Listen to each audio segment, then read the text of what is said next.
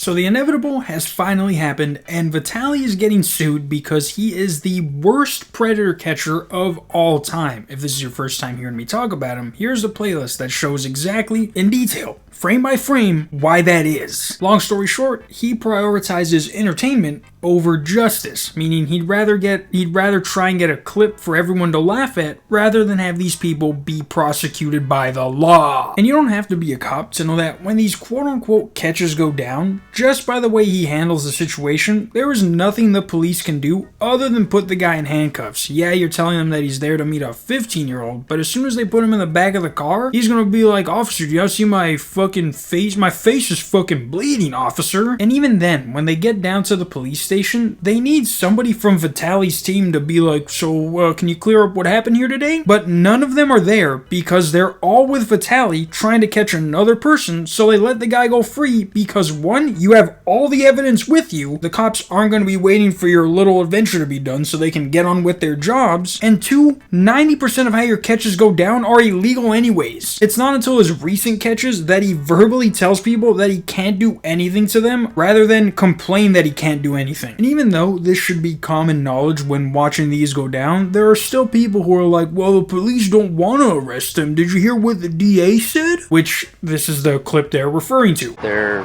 basically like, desk sergeant has said don't bring him in. There's nothing that the DA is going to do now. Just write it up, file it up, and that's all we can do now. LA is not going to prosecute pedophiles.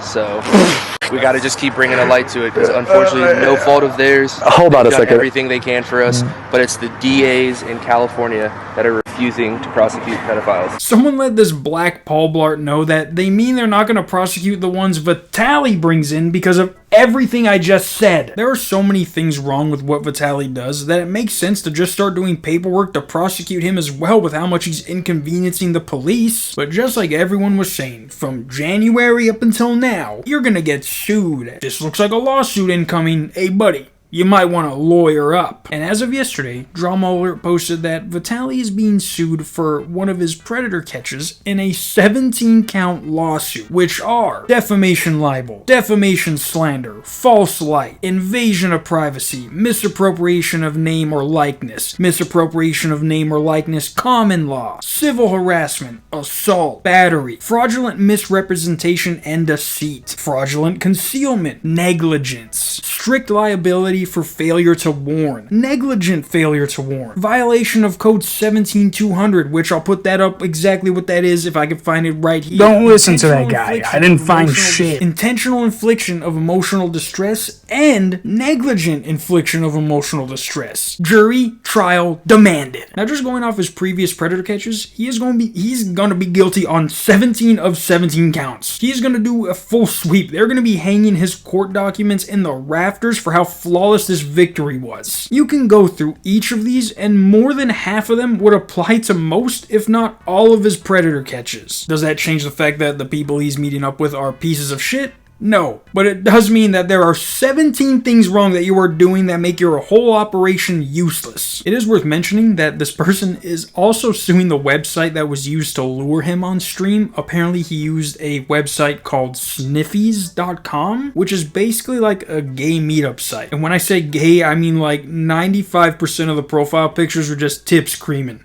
Tips screaming and fucking boners. But the lawsuit states under general and factual allegations, plaintiff Daniel Prito Jr. was deceived and defamed by defendant Vitali when he met an individual on a website known as sniffies.com. The individual whom the plaintiff was talking to claimed to be 18. Now this is something that can work in Vitali's favor. If he is lying, it should be easy to pull up the messages and just tell this guy's like, yeah, he wasn't 18, we said he was 15. But the reality of some of these meetups is that these guys are being contacted on websites where you literally have to be 18 or older to sign up. They're not using like fucking Yubo to meet up with these dudes. So what I'm assuming happened is that eventually they had too many people to keep track of, and they thought they sent this guy the message saying they were 15 like they did with everyone else, but it just slipped their mind and they just continued the conversation with him. Otherwise, to be honest, we'd see a lot more people coming out with these lawsuits. But the fact that this dude was confident enough enough to sue Vitali and the website, even though everything was on live stream, shows that Santi and Vitali might have fucked up. And if you watch his streams, that's pretty believable, because if you notice, whenever Vitali asked him, do you guys have proof? They're always scrambling to get it, and then end up just showing him like one text message to Vitali, and he's like, oh yeah, that's the bad guy.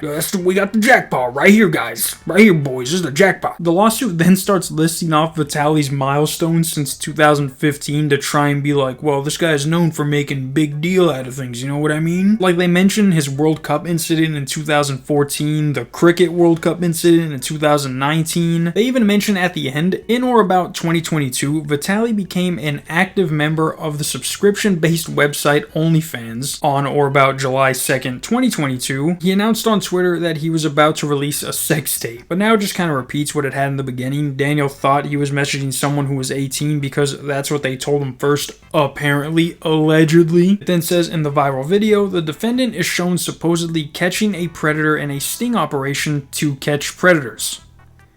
Yup. The video depicts the defendant and his camera crew chanting certified lover boy, certified pedophile, and then stating that the person who the plaintiff met up with is a 15-year-old boy, dude. This defamatory portrayal was intended to incite public outrage and destroy the plaintiff's reputation, leaving the defendant's notoriety for personal gain at the expense of the plaintiff's dignity and privacy. Now, after getting called out for faking his streams, a lot of his videos are gone, and I think that's just because Kick also deletes the VODs after a month. But regardless, the encounter they're talking about is not up anymore. However, if you look up Vitali certified lover boy, the first video that pops up is the guy who is suing Vitali. And that's just me going based off what happens in the video versus what it says in the lawsuit. Are you trying to go anymore?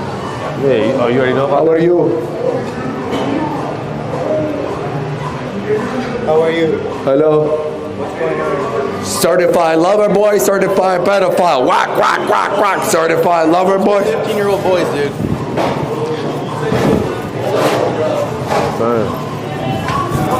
We can't hold them.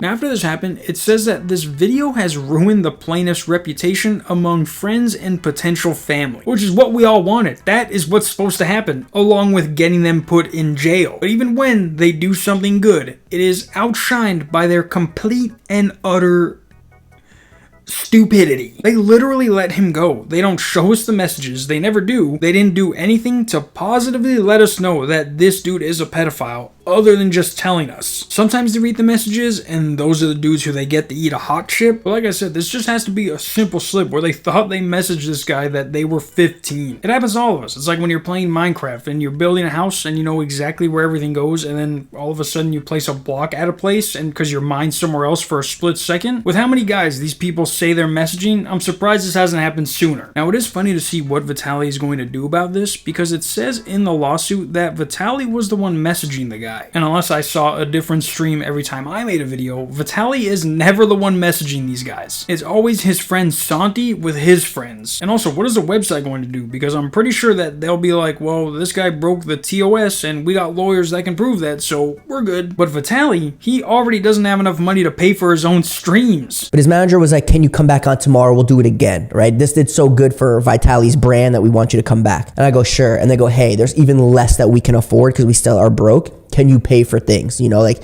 they asked me to pay for the sprinter. They asked me to pay for security. They asked me to pay for all these things. They need you for the clout, and then they need you for the money. So basically, he doesn't have enough money to hire lawyers either. And if he does, he'd much rather spend it on his streams than something that could benefit him in the long run. I know Vitali isn't going to mention this at all and is just going to keep doing what he's doing until he gets deported back to Russia. But until then, half peace.